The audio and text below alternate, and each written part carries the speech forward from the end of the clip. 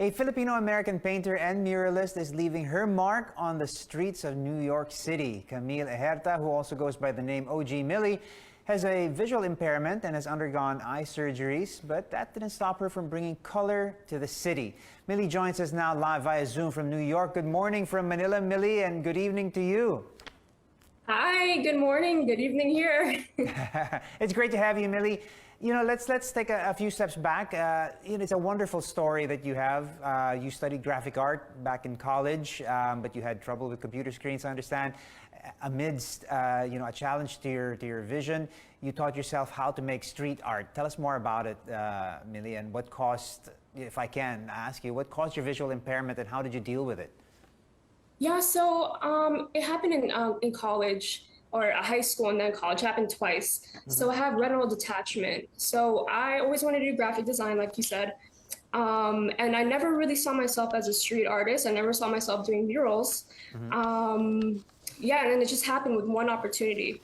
They had an organization that contacted me to create a mural, and I didn't know what to do, and I'm a big risk taker, so I just ended up doing it, and I fell in love with the bigger scale of working on murals.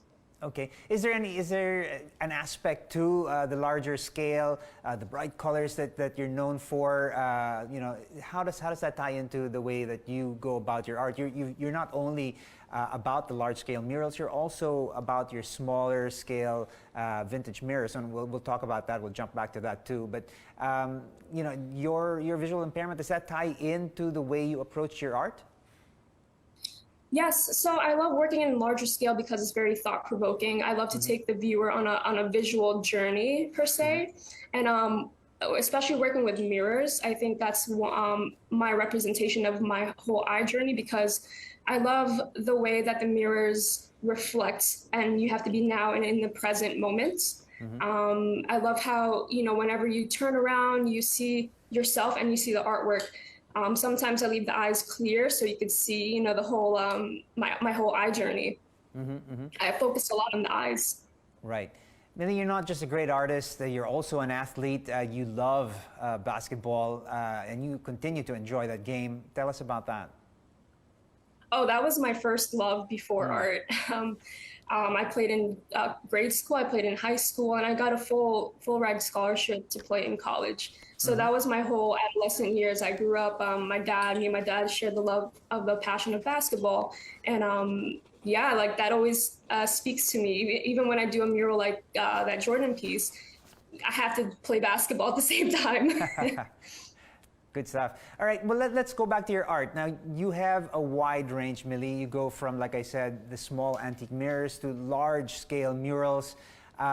Which do you find, where's your art now as far as your art journey goes? Will you continue with the art that's based on the canvas of the mirror? You also do canvas art, of course, and of course, you're well known for your murals.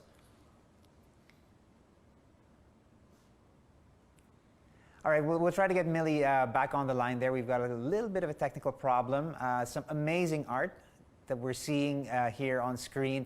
Millie is well known for her murals, adding color all over New York City and all over various cities in the U.S.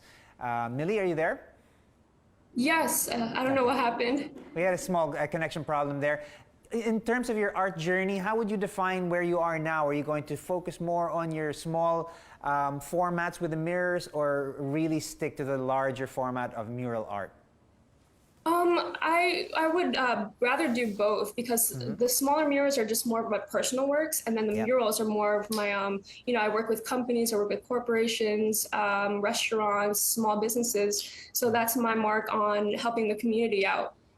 Right, very distinct too with your vibrant palette, easy to spot your work, and it really does sort of fly the flag proud. You are this beacon of Asian American representation in this field. How important is it for you that you're recognized as being a great representation of the Asian American people? Oh, it feels very empowering.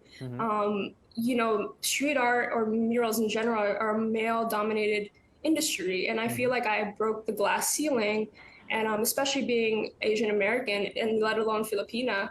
So it's empowering for me, and I feel like I want to inspire other people who look like me, you know?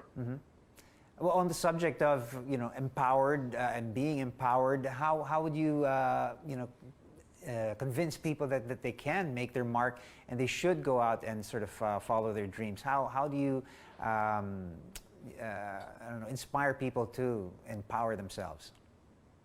I think it's just more so taking a risk, believing in yourself, and at the same time, don't be afraid to show your work. You know, there's always people going to be criticizing it, but at the same time, you have to do it for yourself.